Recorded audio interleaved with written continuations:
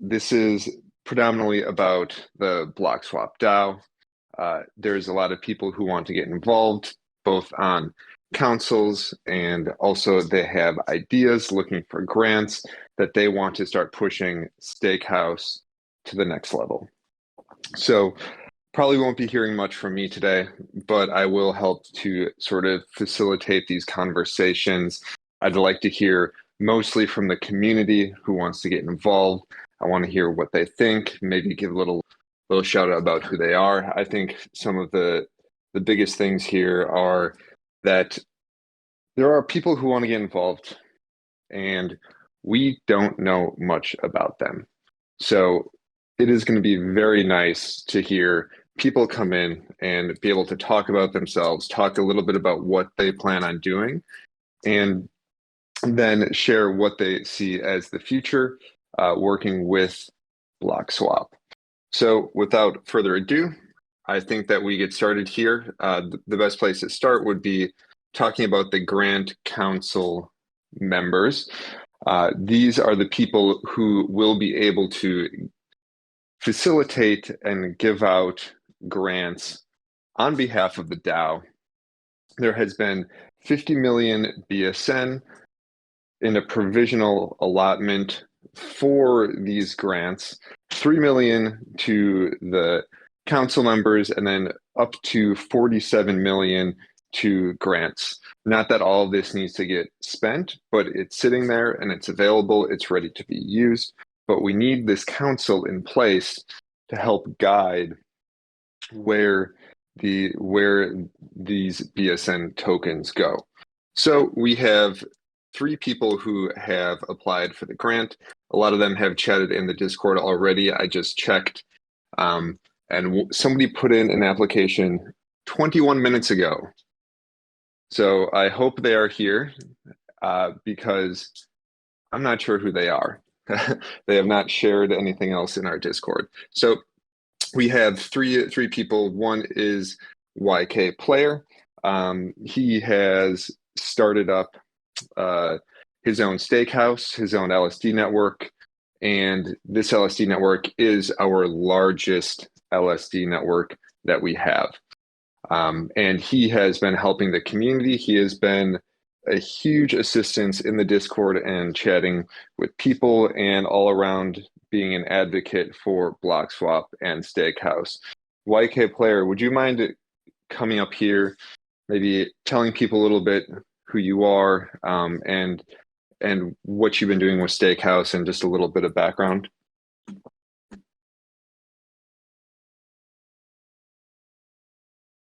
Follow-up question, are you able to get on stage and unmute yourself?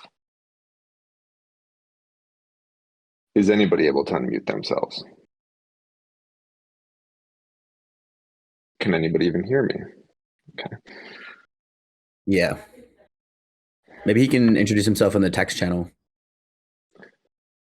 Yeah, and I wonder if there's some sort of permissions thing, because Aiden, you have more permissions than most people here.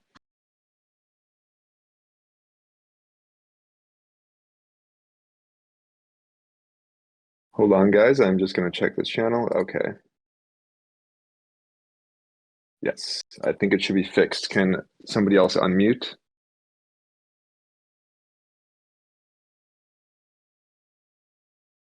I can hear you.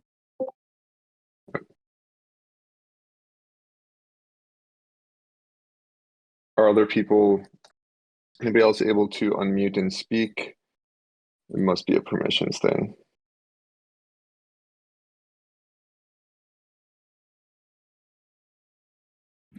Yeah, John Yeah, Brown just said in the people- chat that they can't do it, or he's suppressed.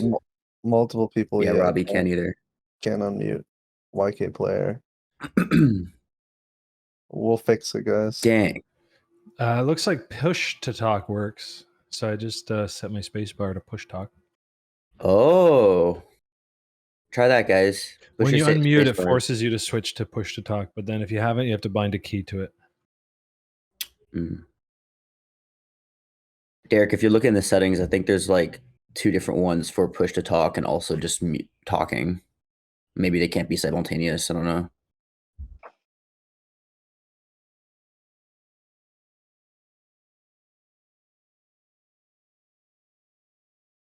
Okay, everybody should be good now. It looks like people are unmuting. This is good. Yeah. Amazing. That worked. Great. YK player, are you able to chat now? I'm here. Okay, thank you. Hello, everyone. Sorry about my English. English is not my native language. I'm follow Blockswap for a long time. As Derek says, I'm starting Dream Network, Dream Stakehouse, and I have a little success. We have 12 validators at the moment and about 6 node operators. I'm very impressed about what Blockswap team doing, and I'm hope I can be useful in the Grant Councel. I'm in crypto space from 2015. I have experience in a few DAOs before and have some connections. So if community need my contribution, my experience, I'm happy to help. Great, thank you. Does anybody have any questions for YK player? Feel free to hop up here or can go in the chat. Okay, I see Lansky can vouch for YK player, rockstar Dappnode community member. Amazing. I would say the same thing about him as a Blockswap community member. Thank you, guys. Great. If there's no other questions or comments about YK player, thank you very much for coming up here and having that chat. Now, next up we have Smeedy Boop. I don't have a ton of information about Smeedy Boop. I see he's sent about 10 messages in our Discord. So Smeedy Boop, why don't you come tell us who you are? Yeah. So I'm Smeedy Boop. I've looked into your guys' project for a long time. I am a bag holder, and I do believe in the longevity of the project. I'm kind of trying to step up as a community member now because I would hate to see like the lack of activity in the DAO kind of stand in the way of the progression of this wonderful project that you guys have built. So I'm trying my hand as an official DAO member, and I obviously just have the best intentions in mind for the project, and would hate to see that go to waste because of a lack of activity. So I thought a Grant Councel was a great place to start. I think I have a very good understanding of which type of innovations in crypto are successful, just due to my role as an analyst in the space. So I think I can be of assistance there. I think I can foresee which kind of changes to the DAO and to the project are going to be beneficial, and kind of vet out which ones are malicious, and come to a good decision with YK player here and whoever else becomes part of the Grant Council to help the project out. I just want to say I'm super excited to have the opportunity to work with YK player and learn more about kind of the validator side of things. So I do have a background in tech, but I'm not actually a coder in the Web3 space. So yeah, I'm really excited to learn more from you. So I have a couple questions. Not sure if anybody else does as well, but I'm curious, where are you an analyst at? That's from Magnus sharing. Capital. Magnus, okay. Yeah. And then my follow-up question would be, so are you using the protocol now? And I know you said that you're not that familiar with ETH staking. This is for STAKEHOUSE, which is an ETH staking project. Could you maybe explain a little bit about your affiliation with staking and how you're using the protocol?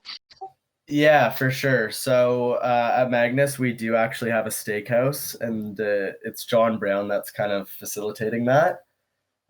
So I do have the connection there. I do have a pretty good understanding of how the STAKEHOUSEs are working, as well as a very good understanding of the LSD space as a whole.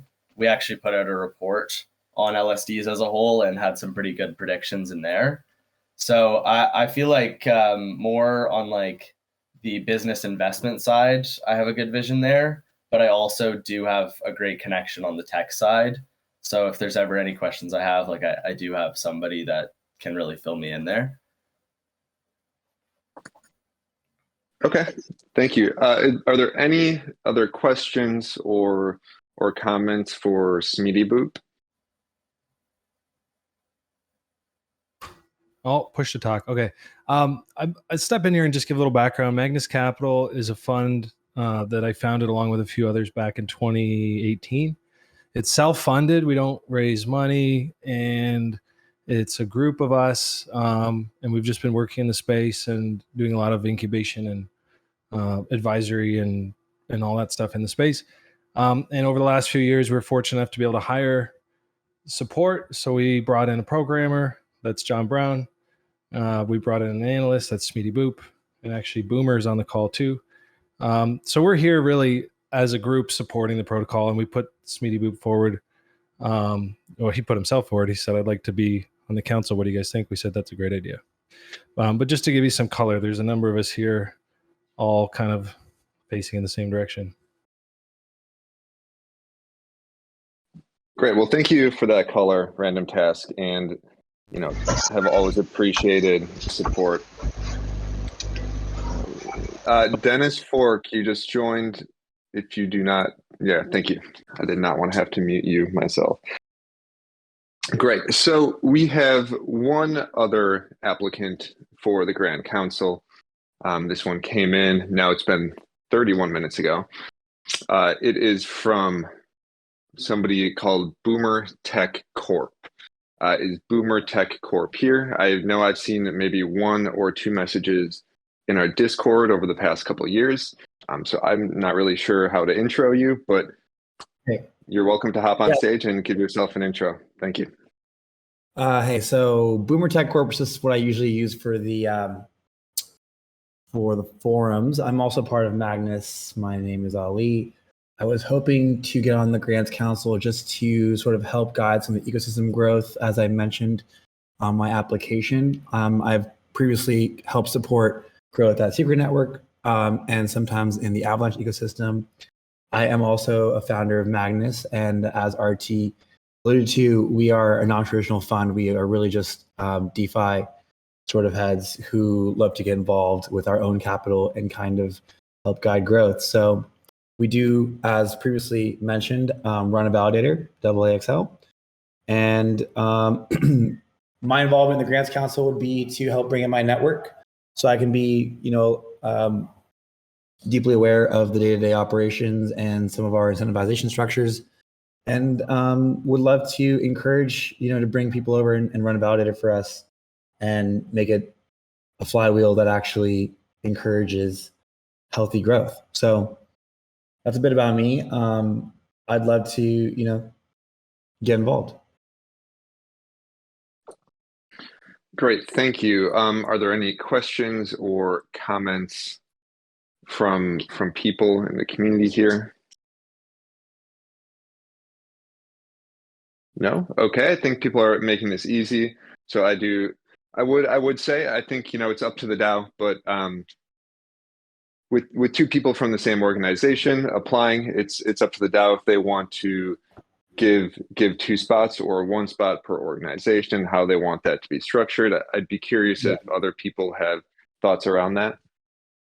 Yeah, I mean, let me just respond back to that. I wouldn't want to have be overweight in any direction. So if that seems like a conflict of interest of any kind, I'd be happy to nominate Smeedy above myself, since he is deeply more aware of the LSD sort of narrative and did write those reports and kind of pays attention on a day-to-day basis. But if there is room for 2, again, I'd love to, have a foot in the door and get involved here. So that's kind of my intention. Thank you. Well, that will be up for the DAO to decide, but it's really great getting a little bit more information from you in that regard. If there's other people who have comments on that, please feel free to join and discuss. But otherwise, that can kind of all be all be deliberated on. So Cool. thank you guys. Those are our Grant Council applicants. So keep in mind everything that we talk about here. This is just to give everybody an idea, to get everybody to get to know each other a little bit. And then from here, everything will need to go through a snapshot vote to get everything solidified. So next up, John Brown. He has a temp check to create tooling for LSD networks. This is very interesting. It's a way to help incentivize and get liquidity to the validators that are sitting there. Currently, we have about 17 validators without the necessary ETH to be staked, but they are there, they are waiting. They have put their 4 ETH deposit, and now we need to John Brown has come up with the solution for this.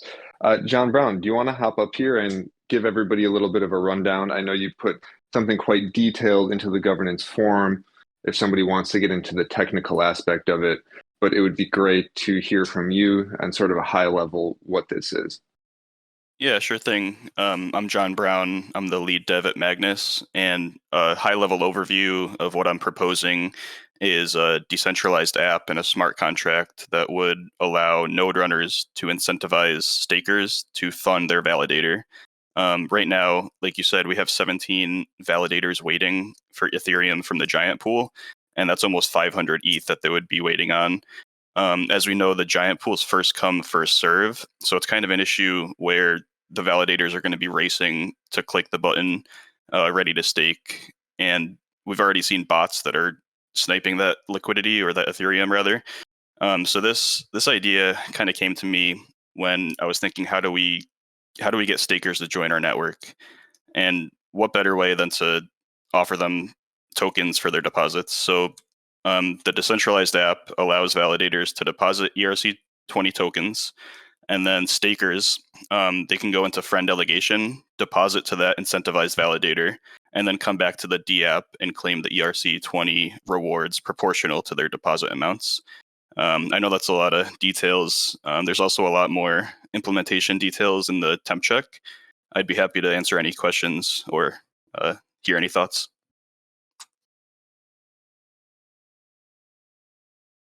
I have a question. So just for clarity, where are these tokens coming from that are incentivizing these individuals to stake?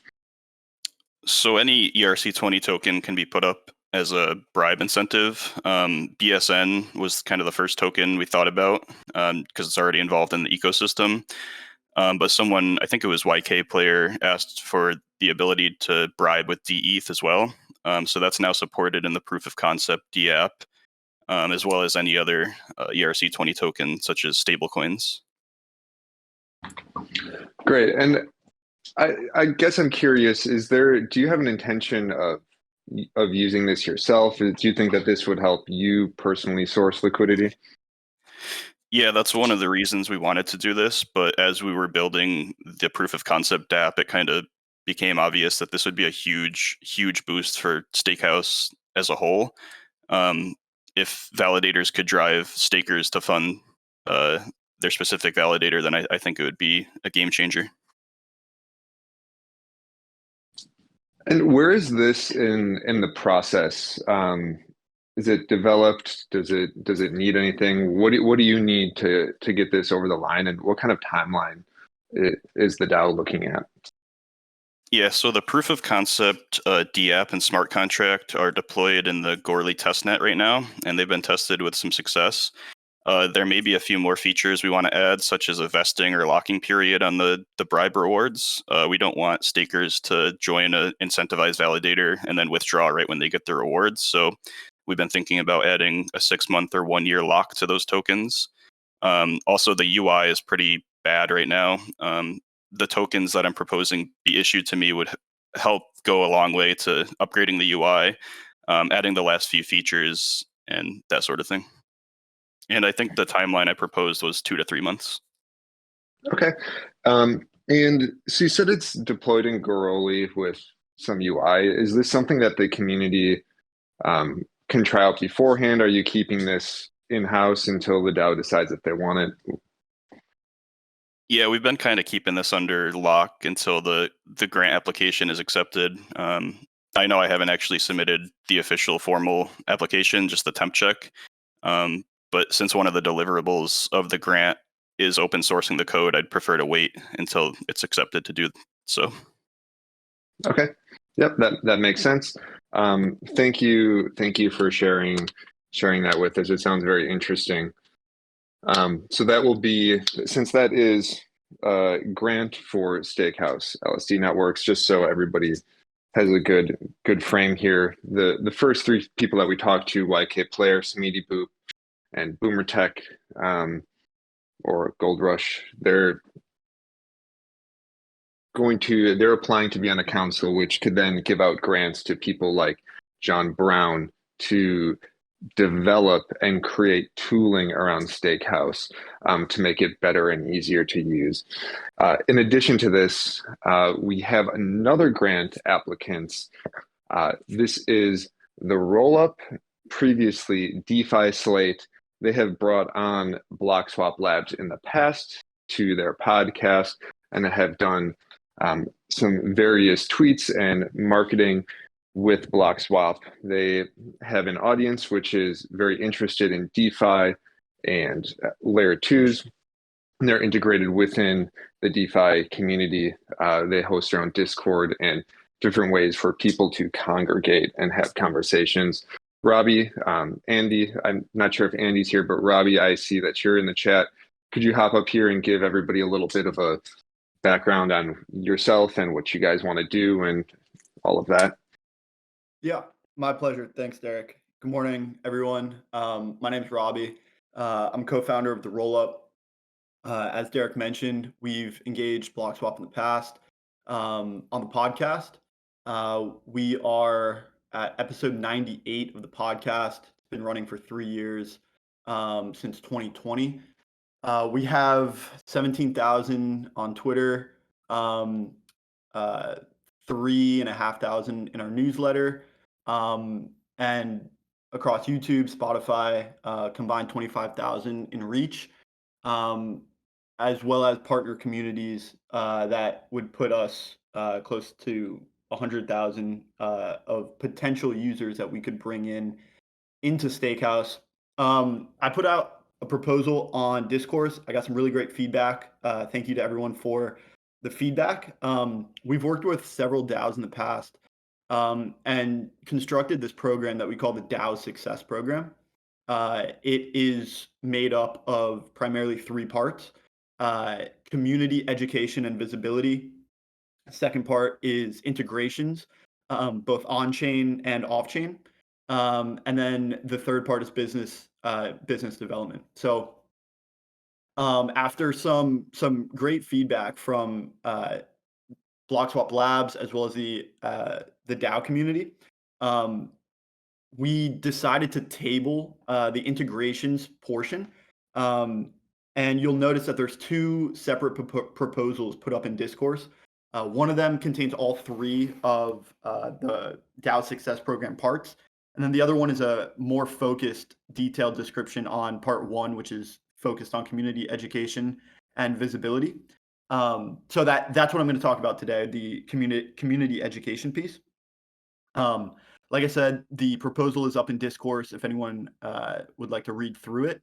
How we've seen this work in the past is through a series of content pieces, normally including YouTube demos, walkthroughs, tutorials, Twitter threads, podcast, collaborative Twitter spaces with other communities.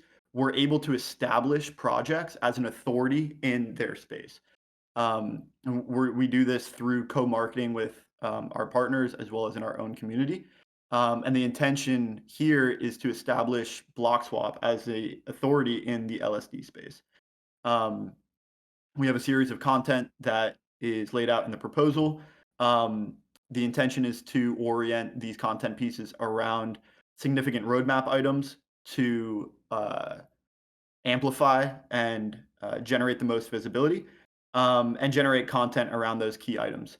So we've seen in the past a spike in community growth as well as users, and that's our intention here, to bring more ETH into STAKEHOUSE validators and to bring in more validators from our community as well as partner communities.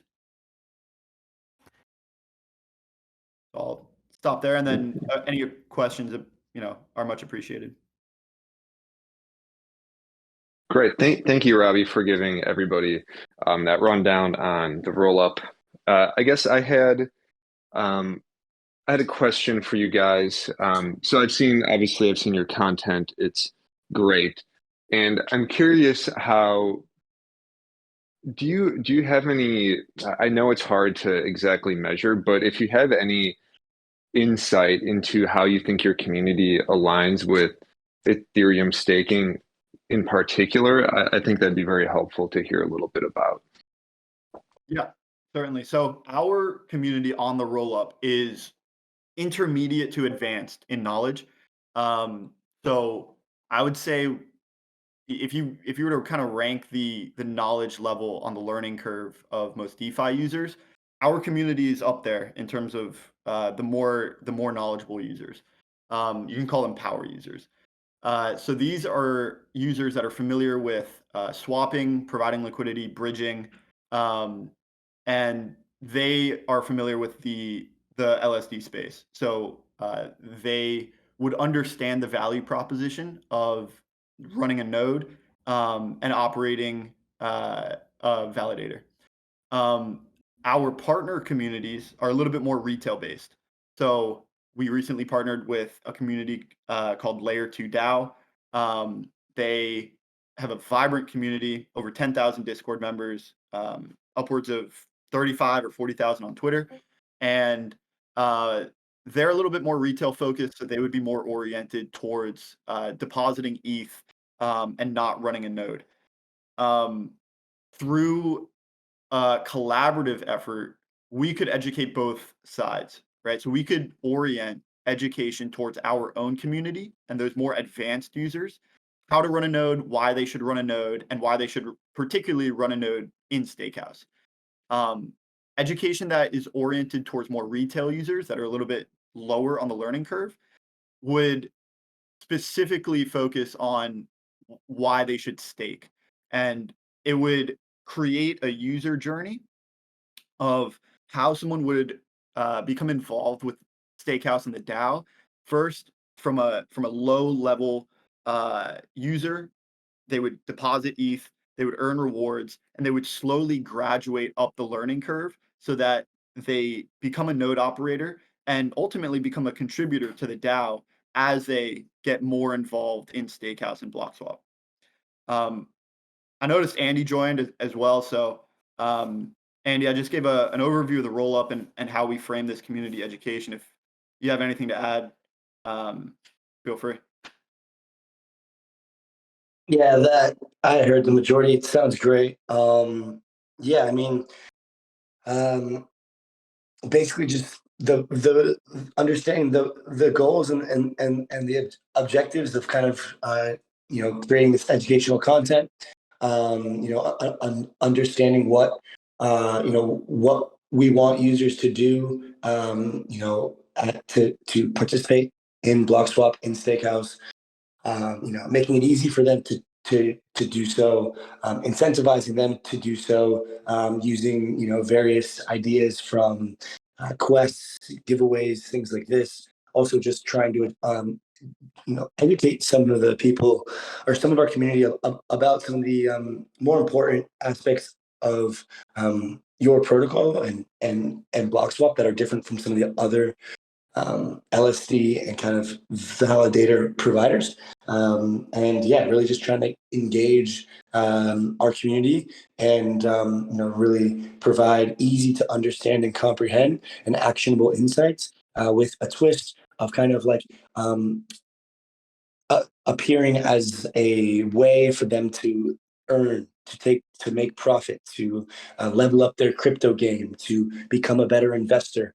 So kind of with the thought of this kind of theme in mind, really utilizing the tech and what you guys have built on your app to kind of provide them with a gateway to this through our messaging and through our content. So I think that's about all I've got. I think Robbie did a good job, and of course we're open for questions and suggestions and comments and things. Great, thank you guys. Are there any other questions or comments for the Rollup? No? Okay. Well, thank you guys for putting that in. It would be very cool to see a lot of this stuff sort of come to fruition. So I'm pretty excited about this proposal. Next up, we have Lanski from Dappnode. He has applied currently as the solo council member for ZETH Club.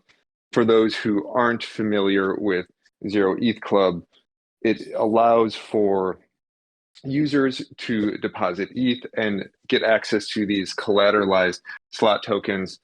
In exchange, the people can run these nodes for free for no ETH, basically. That's the whole concept of the ZETH Club. So these node operators will get slightly less MEV rewards than they would previously. And these people who are staking for this MEV will actually get a little extra benefits as well. So the ZETH Club was an idea that was put through. It currently is funded by the DAO through a provisional proposal. There are tokens currently being held, waiting to be deployed for this, about 50 million.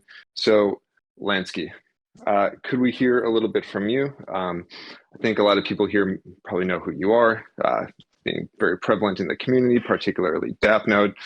Let's hear from you. Hello, everybody. How are you guys doing? Thank you, Derek. Yes. So, okay. You have explained sort of like the basis of the ZETH Club. Maybe I'll just do a quick introduction of myself. I am the COO at Dappnode. At Dappnode, we help people run solo stakers, and basically we help people run infrastructure.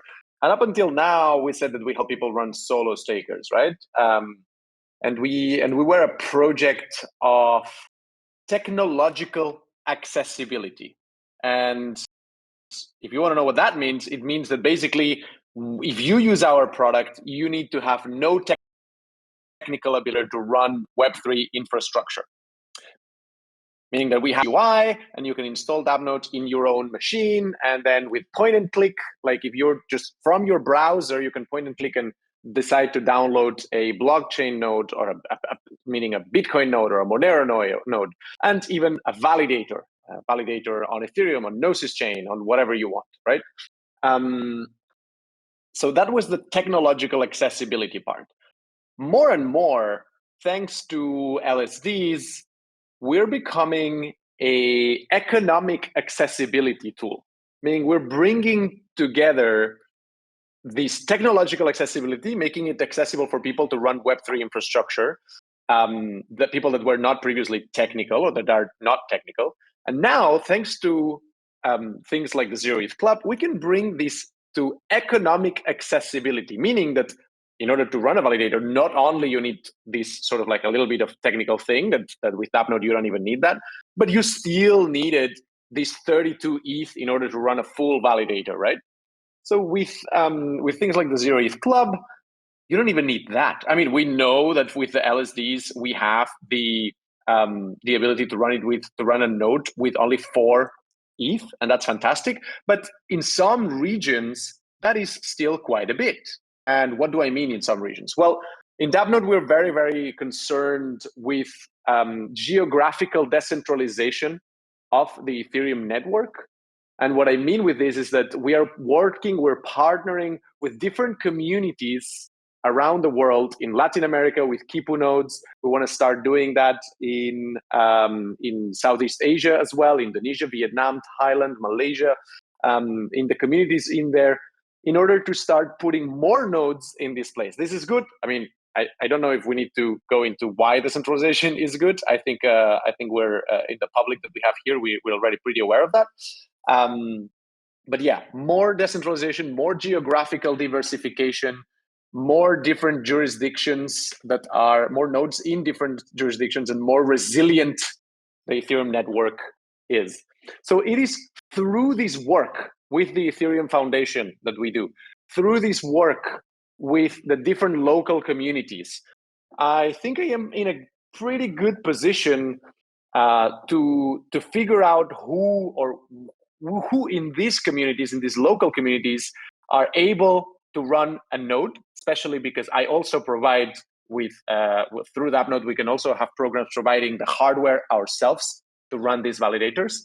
And then we can use STAKEHOUSE and Blockswap and the ZEC Club in order to put an actual node operating in this place without any initial investment from their side. And this is brilliant. This is the perfect combination for geographical decentralizations, for network resilience, and also it will bring a fair amount of marketing as well in the to Blockswap and to STAKEHOUSE, which is what we want to start attracting all of this capital that we're having some problem right now, fully filling this queue of Dappnodes waiting to be staked on. So I think we need to do work on both sides. We need to work on obviously like getting these node operators, reducing the economical barrier for decentralization, but also getting more ETH into the protocol. I think marketing is a big part of it as well. Thank you very much, Lanski. Very, very comprehensive. Does anybody have any questions for Lanski before we move on? Great. So I would like to give a little bit more color on the way that the ZEC Club Council works. That is, once the initial council is formed, whether that be 1 or 2 or 3 people, that person is able to essentially whitelist node operators who currently have a validator with STAKEHOUSE and say, hey, these people, this person is good to stake from the ZEC Club pool. And then after this initial council is formed, it will take, the council will need to vote in new members. It won't necessarily be with the DAO anymore. So just a little bit of color on that. Next up, we have Dakota. He works with Bunni. He is suggesting that Bunni is a good option for both dETH liquidity and BSN liquidity. And it is a place for us to host just whatever tokens we might have. Currently, there is a provisional proposal up to 100 million BSN tokens to develop liquidity for dETH. So that can be spread out amongst a single place, but more likely it would make sense to put that across multiple different liquidity sources. And we can get into it a bit later, that I know YK Player has put an idea together for, sorry, not put an idea together, he has moved something with the Curve and Frax team to get some liquidity moving there as well for dETH token, since that has been a conversation of the DAO for some time. So Dakota, if you would like to give everybody a little bit of background on Bunni, maybe 5 minutes, a little bit of a demo, just so that everybody can get on the same page with what is going on with Bunni and why the DAO should consider it. Guys, yeah, happy to do that. Thank you for giving me a moment. I will try to use that wisely because I know everybody's time is important, and y'all clearly have a lot of things to talk about. It was really fun to sit in on that first part, and yeah, definitely rooting for you guys. So I'm gonna give you a bunch of information. Like I said, try to go pretty quickly. And feel free to message me. I have a bunch of chats open, so if I don't respond, DM me, and then I'll respond openly to everybody in the community so we can try to educate everyone. I want what's best for you guys. So if it doesn't work out, like, that's totally cool. I am hopeful that we're going to be contributing in the space for a long time, and we can grow together. So hear what I got, and we'll go from there. So Bunni enables projects still relying on Uniswap v2 or SushiSwap liquidity to migrate to Uniswap v3 in its simplest form. You get access to the concentrated liquidity product while keeping their existing incentive structure, and there's going to be a less price impact for the liquidity providers, for people who are trading. Hopefully the call associated with all of it, if they do choose to continue to grow in the Bunni ecosystem and bribe or do whatever, just provide incentives directly to their pool, they're going to go a lot further in our ecosystem, and that's the goal. Especially with bribing, or if you took like the governance token route, we can touch base on anything at any point in time. I don't need to go into too much detail, but some of the big things, very basic level, what Bunni does is takes the Uniswap v3 LP tokens, which are NFTs, and turns them into ERC20s. This is going to be more gas efficient for LPs, and it is going to make them composable. So in perfect world, we're going to be able to get someone listed, and then I'll just kind of, my goal, first off, I'm lead of growth over at Bunni. So my goal is to make friends with everybody, try to make as many people as happy as possible, and help everyone grow.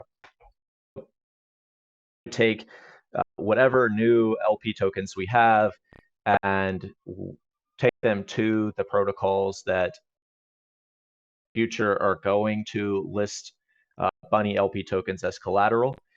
At this point, we're waiting on an audit to be able to do that across the board. I'm not going to waste time with all the technical details, and I wouldn't be able to answer most of it anyway. But basically, we need this so that it's possible that do it with and fight the manipulation of the price. On a very basic level, we're hopefully saving efficiency from a gas perspective for someone who's LPing in Bunni, and then making the token composable, while also letting the money that the LP is putting to work be a lot more efficient, because you have a small range that you're covering instead of, or a medium-sized range for volatile assets versus an unlimited range. Like, literally, when you do a full range on these platforms, it's 0 to infinity. And there are protocols out there that are really, really good at making a infinity range work. Curve is a great example. If you look at how the stablecoin dominance market kind of shook out over the years, once Curve came into the picture, they soaked up all the market share for stablecoins, because of how their pricing mechanism, I believe is what it is called, works. It isn't really as much of a U shape. So like how it would work with Uniswap v2, once you get to one end of the spectrum, it's going to cost way more. Like once the pool has very little ETH in it compared to USDC, the ETH's going to cost a lot more. With Curve, they make that range, instead of a U, it's more of a square, kind of. Basically, they keep it flat for longer, and that's an awesome process. But when you have something like Bunni, first off, then Uniswap v3 came in, and things got a lot more competitive. Like, immediately, the market dominance really started changing, because Uniswap v3 can make your money go so much further because you can pile it all into a range. And there's downsides to that. Can experience impermanent loss on Uniswap. On Uniswap, there aren't incentives unless some protocol is, doing it through their UI, which is fine. I just kind of point to what Bunni does. We're built on top of Uniswap. Do you have something, Derek? Yeah, I guess I do have a question for you. Sorry to interrupt. Just trying to keep this call under an hour for everybody. So since there's BSN tokens under a provisional proposal for liquidity with dETH specifically.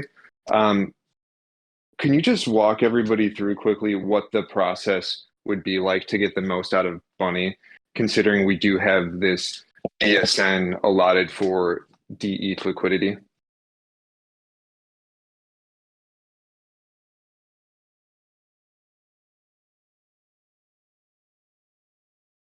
Dakota, My bad, man. are you still I'm there? talking to myself. Yeah. Can you see the screen? The liquidity engine for Uniswap. You see this? No, I don't believe you're sharing your screen. Stop sharing.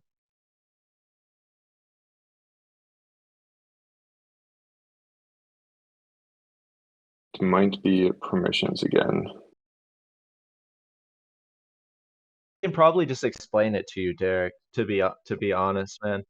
So Yeah, that'd be great. So how y'all's funds are gonna go further in a perfect world, right? Like I A, don't know anything like the future, and B, can't force anybody to do anything. And honestly, listening to me, it's better to do your own research anyway. But we have a bribe market, which is a similar mechanism. Well, I guess Hidden Hand and Paladin have bribe markets, which is a similar mechanism to what you'll see with Curve and Convex and Balancer and Aura. And when you bribe inside of our ecosystem, you are bribing VLIT holders. So that's our governance token. That's our governance token holder that's locked their lit. They are allowed to vote on pools that direct emissions. So you bribe a VLIT holder to direct emissions to your pool. When they to direct emissions to your pool, they get paid a percentage of the bribes that were allocated to that pool. This ends up working out. Starts out slow because no one's really paying attention, or they're locked from the week before. But eventually, the goal is that it finds a fair price, and I can share the Hidden Hand. Is that okay? Do you mean me share the Hidden Hand market link in like the main chat? Sure. Yeah. Yeah, that's great.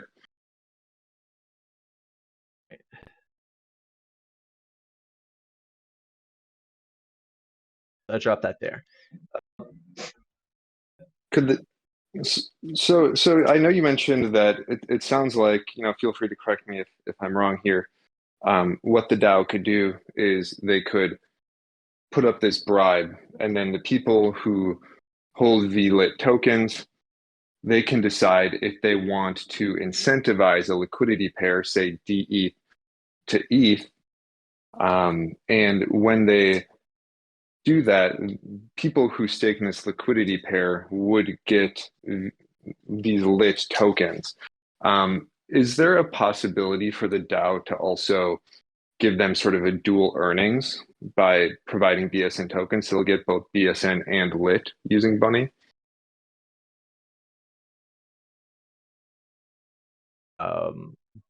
To get a formal response from our front end dev, because we like literally we're just having a conversation about this.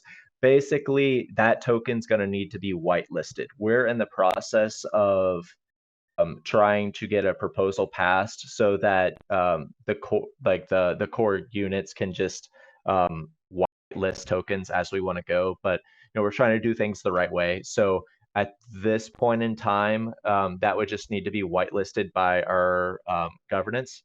I can't imagine someone's going to be anti you guys putting funds into the ecosystem, so I don't think that's going to be a problem. But it's not currently as simple as going into our UI and, well, I guess technically you're talking. Okay, sorry, Derek. Are you asking? You are not asking, could you bribe with 2 tokens on hidden hand? You're saying, could I bribe with a token on hidden hand and then also provide funds directly to the LPs?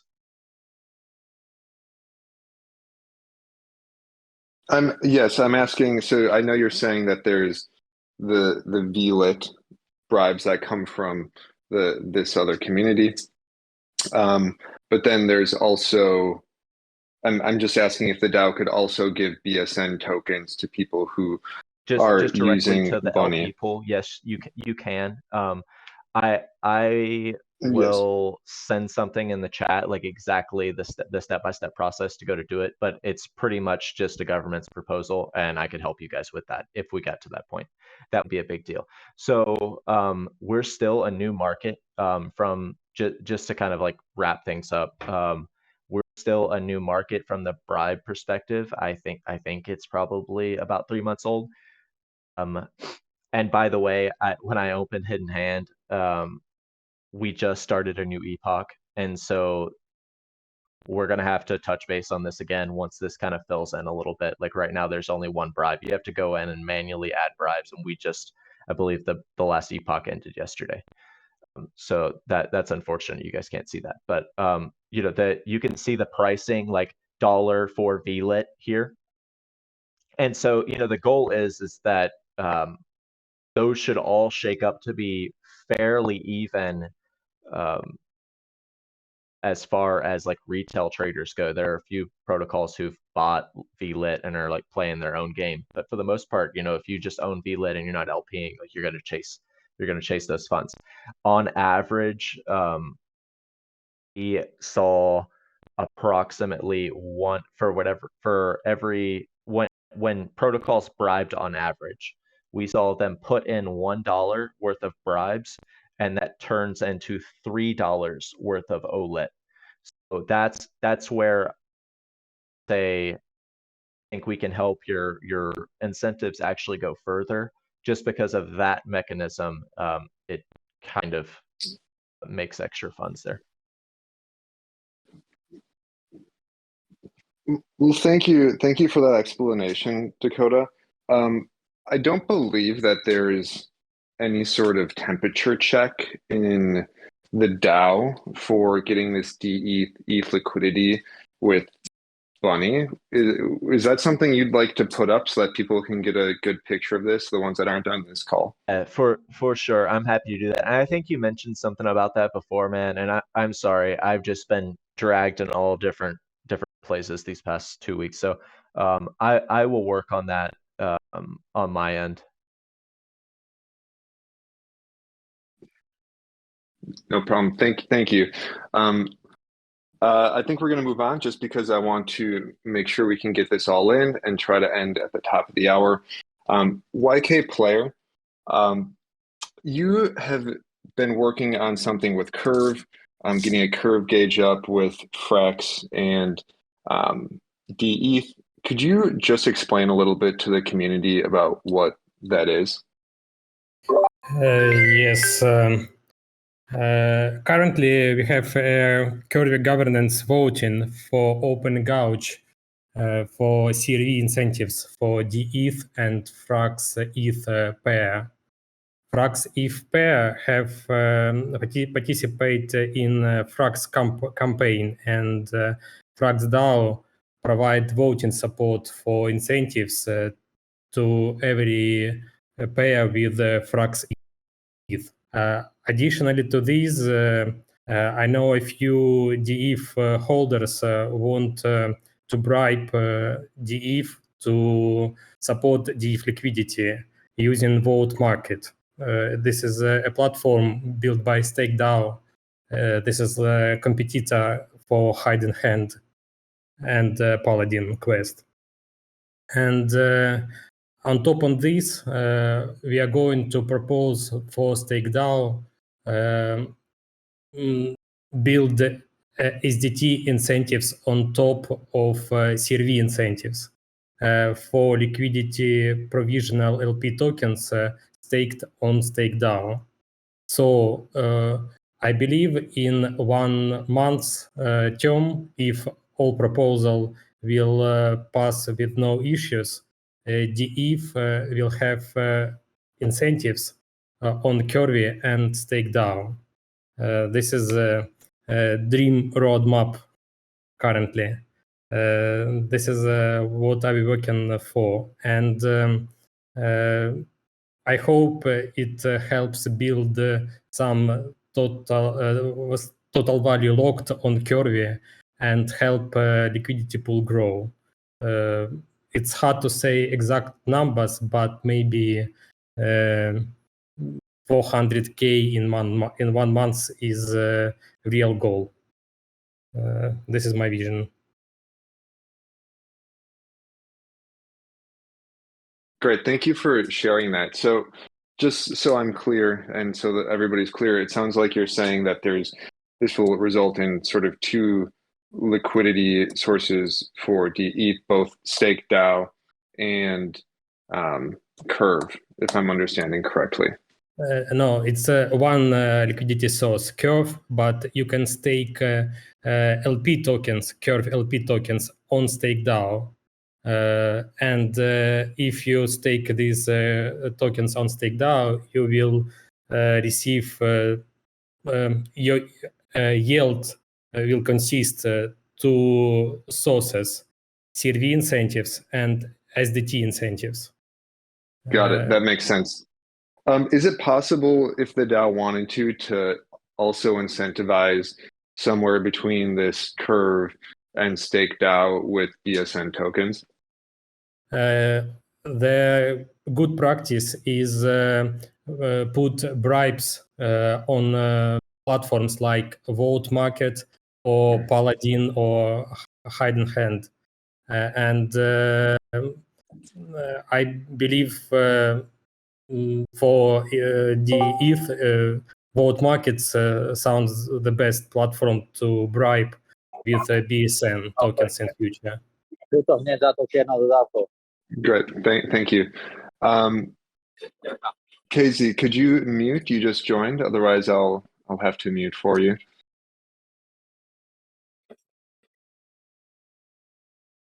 Okay. So thank you very much for giving that background, YK player. So it sounds like there's a few different options coming to the DAO for providing dETH liquidity. This can be done in multiple places. It doesn't have to be just these 2. We can find 3 or 4 or 5 or 6, whatever it might be. There's 100 million BSN available to make this happen. So thank you everybody for contributing, and people who are sitting here listening. A lot of people came with some really amazing, great ideas. So now that everybody's heard, we can give everybody a chance to listen to this call, have some additional conversations, and then to move things forward, we can bring this into a snapshot vote. So thanks again, everybody. If there's anything else anybody wants to add, it can stick around here for the next couple of minutes. Otherwise, thank you everybody for joining.